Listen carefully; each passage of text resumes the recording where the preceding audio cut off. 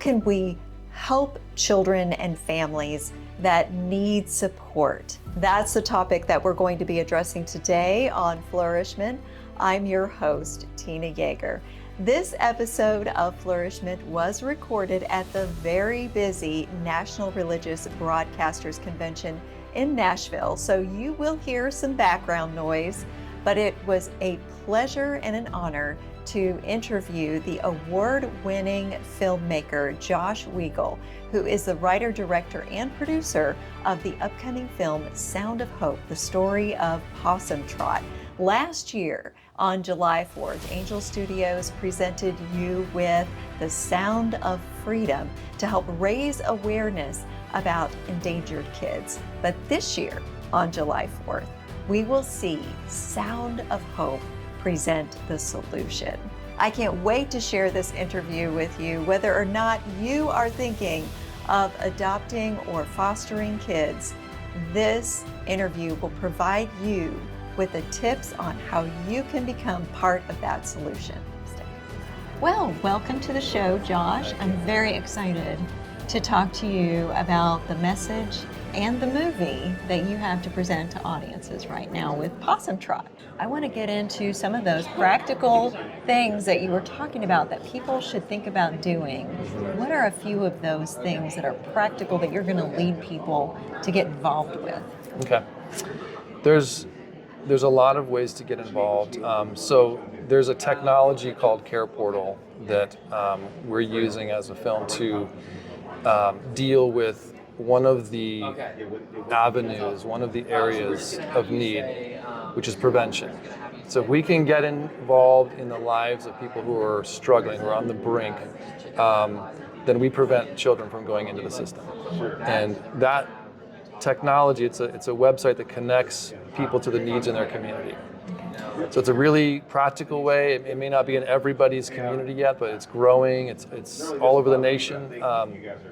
But it's one of the things we want to see people get to know and utilize, and that's going to have a massive impact on the future of this crisis. So, like I said earlier, you've got 4 million families that are just right on the brink of losing children into this system. So, if we can resolve very simple things and get into relationship with these families, then we're having a huge impact.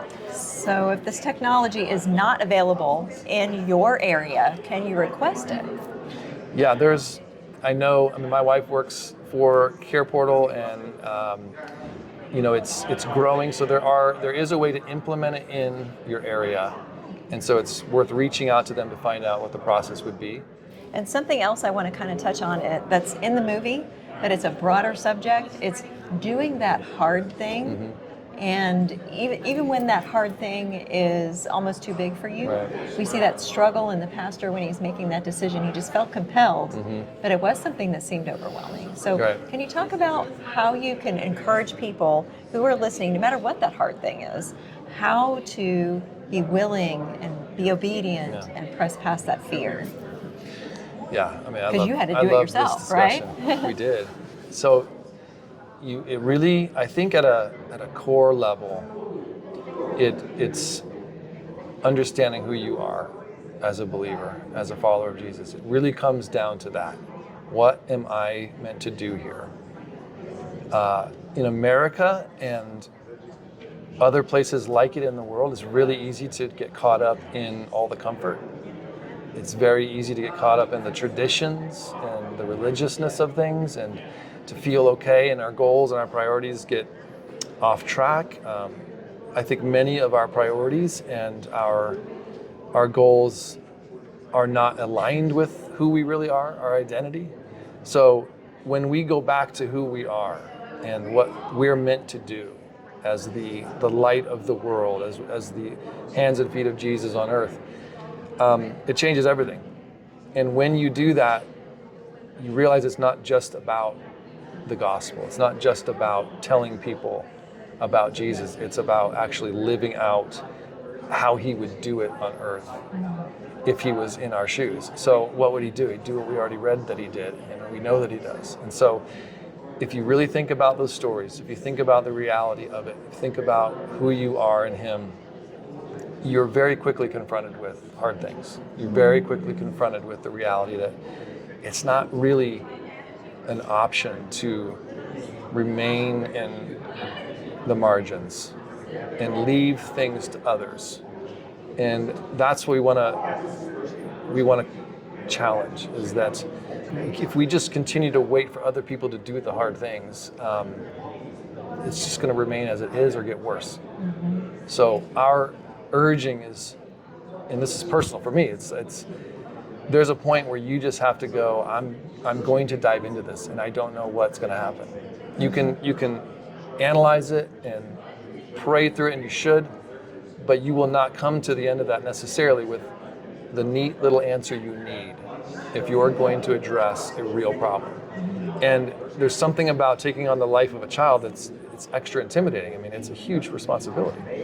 So when you rest in who you are, though, and you understand where your strength comes from, and you understand the design of the church and community, everything's there that you need. It's just accepting that there's going to be a level of mess in your life that you didn't really want, you didn't plan for. And that's what this community did. This is not an affluent community. They didn't have a ton of training. They just were used to dealing with problems as they arise. It's like, someone's in need, you can stay at my house. You can live here until the problem goes away. And there's just this responsiveness to problems that a lot of us overanalyze in our world. So it's, are they being responsible? Have they done this and that and the other thing before I'll go and help? But if you think about it, he doesn't give us that. He says, bring them into your home.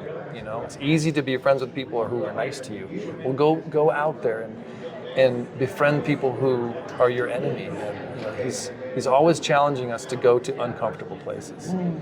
So, foster care, adoption, there's a lot there that's hard to deal with, because again, you're talking about people who've been very wounded, and you're having to get into the mix, and they may not treat you right, and they may not. These kids may not respond the way you want them to and need them to. But as we've gone through it, God is there, and you see His work. You see the change. It's phenomenal, and you get to be part of this beautiful healing process. But it is, there's this. The reality of it all is that it may not ever be what you want it to be. So that can't be the reason you do it. You have to do it because God says to do it. And then trusting that He will give you what you need in order to accomplish it. Well, I appreciate you being willing to talk about these hard issues, because I think we don't like talking about the hard issues. Sometimes even in the church, we don't really like talking about the hard issues. Trafficking is ugly. Right. We don't want to bring that up because that's ugly and we don't want to talk about it. But your film is willing to go to some of those hard and difficult places where there's woundedness and there's need. So can you talk to people about being willing to really look directly at the difficult things and deal with them? I think the more possible it feels to be involved in something, the scarier it kind of is. Trafficking, for example, it's one of the most horrific things the earth has ever seen, and it's at an all-time high. And there's something about it that's almost like I don't know if I could do that. I don't know if I'm trained well enough. I mean, there's almost this specialized ability you need, and that's probably true in so many ways. But when you realize that trafficking is fed by the foster system, for example, and the overpopulation of the prisons is fed by the foster system, and you've got homelessness that's fed by the foster system. We're talking massive numbers. Up to 90% of the kids who are recovered from trafficking have spent time in the foster system. You've got 70% or more of these kids in the prison systems, or the people in the prison systems, have spent time in the foster system. Over half the kids, or over half of the people on the streets who are homeless have spent time in the foster system. And I could be off on those facts a little bit, but those are the kinds of numbers we're talking about. So when you deal with the root, which is actually something that we can all do, and it doesn't take a professional, that can be intimidating. But again, going back to who are you? And where does your strength come from? Where does your power come from? It takes an understanding of who you are and the will to follow him, because he's already there. And he's decided for us to be his hands and feet, right? So we've got to be there for the people to experience him. So I just keep going back to that sense of the need for understanding who we are, shifting our thinking about church, and what does it mean to be a part of that. And right now, it's largely just going to a meeting, and then, not that it's not, you don't mean that, but you go to this meeting and you may have a midweek one or something, you may talk to some friends throughout the week, but most of us just live life. We just get caught up in life. And so it's critical for any of these things to change that we first look at how are we doing church? I mean, are we really living this out the way it ought to be? And if we are, why are there so many problems that just keep getting worse or just remain the same? I love the message that you're bringing through Possum Trot. So how can people get connected with the movie and find it where it is near them so they can be inspired to live their best by doing what is the next right thing?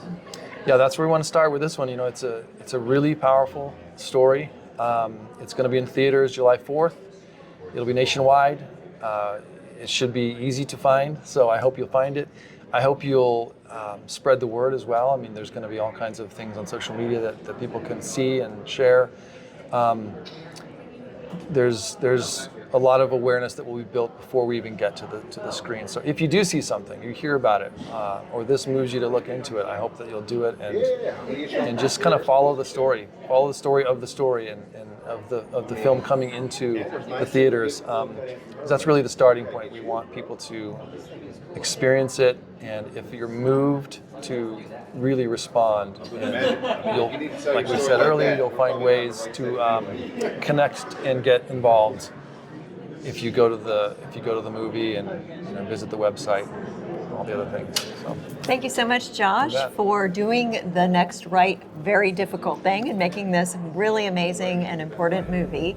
Thank you for being a guest on Flourish-Meant. Thank you. Appreciate you having me.